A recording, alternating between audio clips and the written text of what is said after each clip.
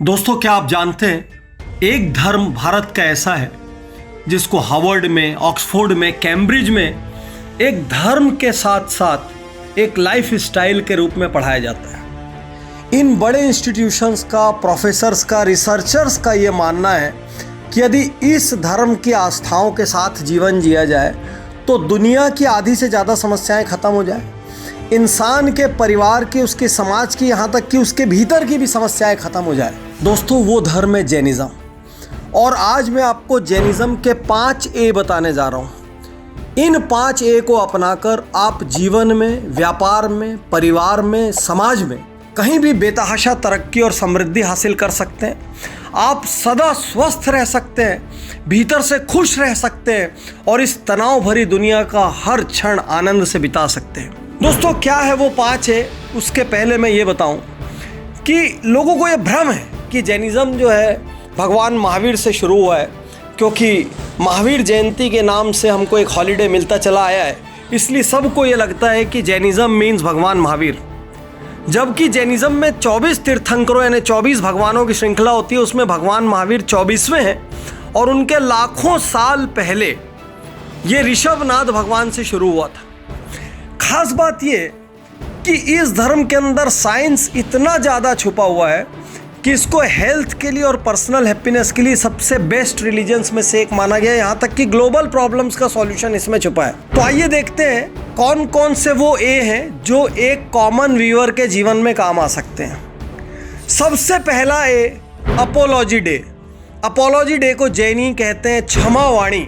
Jainism में एक खास दिन मनाया जाता है जिस दिन आप हर जानने वाले से और कई बार अनजान व्यक्ति से समाज के उसके पास भी जाकर कहते हैं उत्तम क्षमा, मतलब साल भर मुझसे जो गलतियां हुई उसके लिए मैं माफ़ी चाहता हूं और आपको माफ़ करता हूं। बहुत सारे ऐसे घर जहां पर महीनों से, सालों से बात बंद होती है, वो बात कई बार ऐसे मौक़ों पर शुरू हो जाती है।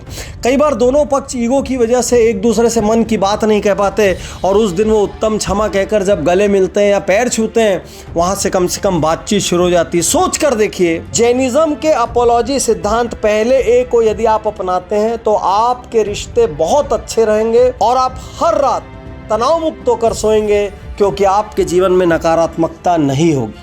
जैनिज़्म का दूसरा ए, अहिंसा। कभी कभी सोचता हूँ कि भारत और पाकिस्तान अपना इतना बड़ा बजट हथियार में लगा देते हैं। सोच कर देखिए, यदि दुनिया में हथियार ना होते तो क्या होता? ये सारा पैसा कहाँ खर्च होता? ये सारा पैसा एजुकेशन में खर्च होता, हेल्थ में खर्च होता, बेसिक फैसिलिटीज़ में खर्च होता। तो मैक्रो लेवल पर यदि अहिंसा को अपनाएं तो विश्व की सैकड़ों प्रॉब्लम्स का सॉल्यूशंस हो सकते हैं। माइक्रो लेवल पर यह अहिंसा क्या कहता है? ये कहता है डोंट किल, किसी को मत मारो। जैनिज़्म में एक चींटी चूहे को भी नहीं मारते, घर में चूहा मारने की दवाइयाँ भी नहीं रखते, क्योंकि चूहा मारने से भी दोष लगते हैं। चूहा कपड़े को काट जाए वो ठीक है, लेकिन चूहे को नहीं मारेंगे। लेकिन अहिंसा का सबसे ब्यूटीफुल चीज़ क्या है? सबसे ब्यूटीफुल चीज़ है non violence even in speech, यानी आपने मुंह से भी किसी को गलत बोला तो भी वो हिंसा है। और उससे भी बड़ा दोस्तों, क्रांतिकारी, यदि आपने मन में भी किसी के लिए गलत सोचा तो वो भी भाव हिंसा है, हिंसा इन थॉट्स। तो जब आप सोचिए कि धीरे धीरे आपके सबकॉन्शियस माइंड में हिंसा का ये फॉर्मेट हो जाएगा, तो ना आप मन से किसी के लिए गलत सोचेंगे, ना मुंह से गलत बोलेंगे और ना ही किसी को हर्ट करेंगे। तो अहिंसा को हम जितना ज़्यादा डीप रूटेड अपने भीतर करेंगे, उतना हम किसी को भी हर्ट करने से बचेंगे और जीवन बहुत ज़्यादा सुखमय होगा। ग्लोबली सैकड़ों समस्या, गल्फ से शुरू करके, चाइना से शुरू करके, जहाँ जहाँ पर भी वर्ल्ड में हिंसा के हॉट स्पॉट्स बने हुए हैं, आप ये मान के चलिए यदि अहिंसा की डॉक्ट्राइन स्प्रेड होती है तो विश्व एक बहुत अच्छी जगह बनेगा रहने के लिए, a better place to live. तीसरा ए, जिसको दुनिया भर में गूगल से लेके माइक्रोसॉफ्ट तक सब प्रैक्टिस कर रहे हैं, जिसको बड़े बड़े जनरल इलेक्ट्रिक से लेके मर्सिडीज तक सारे कॉरपोरेशंस अपनी ट्रेनिंग्स में यूज करते हैं, उसका नाम है अनेकांतवाद। अनेकांत मीन्स मल्टी साइडेड, वाद means doctrine. So multi sided doctrine क्या कहती है? मल्टी साइडेड डॉक्ट्राइन ये कहती है कि हर इंसान का अपना एक व्यू पॉइंट होता है, उसके व्यू पॉइंट को भी समझो। तो कभी कभी जो कहते हैं ना कि सामने वाले के जूते में पैर डालकर देखो, बिजनेस में कहते हैं कस्टमर क्या सुनना चाहता है वो समझो, कस्टमर की रिक्वायरमेंट समझो, कस्टमर बन के सोचो। ये सब कुछ क्या है? अनेकांतवाद। यदि आपके पुत्र से लड़ाई होती है तो एक बार अपना पुत्र या बेटा बन के सोचो, बिटिया बन के सोचो। पार्टनर्स में लड़ाई हो रही तो सोचो वो ऐसा क्यों कर रहा है, वो बन के सोचो। तो हमारे सारे विवादों की जड़ क्या है कि सामने वाला हमारे हिसाब से काम नहीं करता। हर पिता अपने बेटे से क्यों नाराज रहता है? वो मेरी नहीं सुनता। बेटा क्यों नाराज रहता है? पापा मेरी नहीं सुनते। हस्बैंड नाराज रहता है, वाइफ नहीं सुनती। वाइफ नाराज रहता है, हस्बैंड नहीं सुनता। कोई किसी की नहीं सुनता। सबको लगता है मैं सही बोल रहा हूं, क्योंकि हम सब लाइफ में सिर्फ एकांतवाद प्रैक्टिस करते हैं, मीन्स वन साइडेडनेस। तो मैनेजमेंट का सबसे बड़ा सिद्धांत जो जैन धर्म में डीप रूटेड है, अनेकांतवाद, वो ये कहता है कि यदि राजनीतिक पार्टी से लेके कॉरपोरेट जगत से लेके बिजनेसेस तक सब दूसरा क्या चाहता है या दूसरा क्या सुन के खुश होगा या दूसरे को हम सेटिस्फाई कैसे कर सकते हैं, या दूसरा यदि एक पर्टिकुलर टाइप का बिहेवियर कर रहा है तो क्यों कर रहा है, यदि हम इस तरीके से सोचने लग जाए तो हमारे जीवन में बहुत बड़ी सफलता होगी।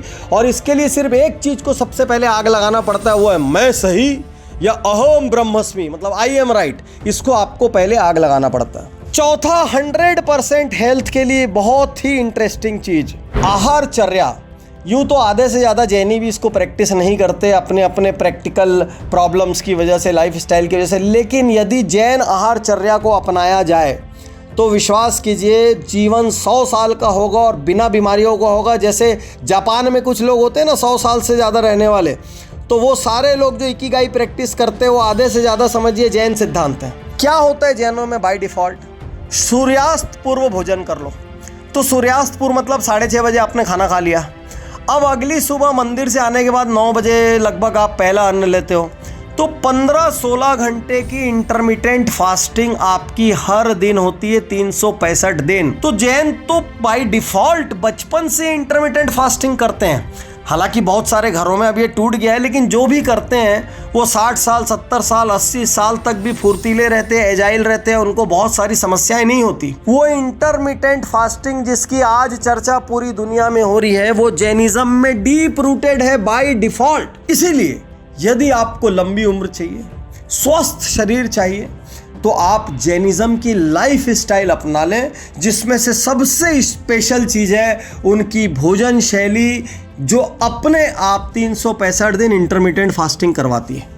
और सबसे लास्ट जो कि आज की इस मटेरियलिस्टिक दुनिया में बहुत बड़ा प्रश्न है, वो है अपरिग्रह। अपरिग्रह मतलब धीरे धीरे धीरे करके वस्तुओं का त्याग कर देना, उतना ही रखना जितना ज़रूरी है। हालांकि जैनी भी 50, 70, 80, 90% तक ऐसा नहीं करते हैं, लेकिन करने लायक चीज़ है, one of the most powerful elements है। इसीलिए आप जैन साधुओं को देखेंगे तो जैनों में भी अलग अलग सेक्ट होते हैं। श्वेतांबर सेक्ट में वो बिल्कुल सफ़ेद कपड़ों पर आ जाते हैं। दिगंबर सेक्ट में जब आप बढ़ेंगे तो वो तो कपड़े भी छोड़ के पूरी तरीके से न्यूडिटी की हद तक मिनिमलिज्म में चले जाते हैं कि हमारे पास ऐसा कुछ नहीं होना चाहिए जिससे मोह है। आज सारी दुनिया में मिनिमलिज्म की बात चल रही है। लोग कहते हैं उतना ही रखो जितना ज़रूरी है, बाकी सब वेस्ट है। जितना ज़्यादा ताम झाम पालोगे उतना ज़्यादा उसको मेंटेन करने का टेंशन, उसके लिए अर्न करने का टेंशन, अर्न करने के लिए गलत करने का टेंशन। तो जैनिज्म कहता है अपरिग्रह, मतलब उतना ही रखो जितना ज़रूरी है, बाकी जितना एक्स्ट्रा है उसको दान करते चले जाओ। क्योंकि आज हमारे असंतुष्ट रहने का मेन कारण क्या है? दूसरे के पास एक्स मॉडल की गाड़ी है, हमारे पास नहीं है। दूसरे के पास इतना बड़ा बंगला है, हमारे पास नहीं है। उसका बच्चा इतने बड़े स्कूल कॉलेज में जाता है, हमारा नहीं जाता। उसके पास इतनी बढ़िया ज्वेलरी है, हमारे पास नहीं है।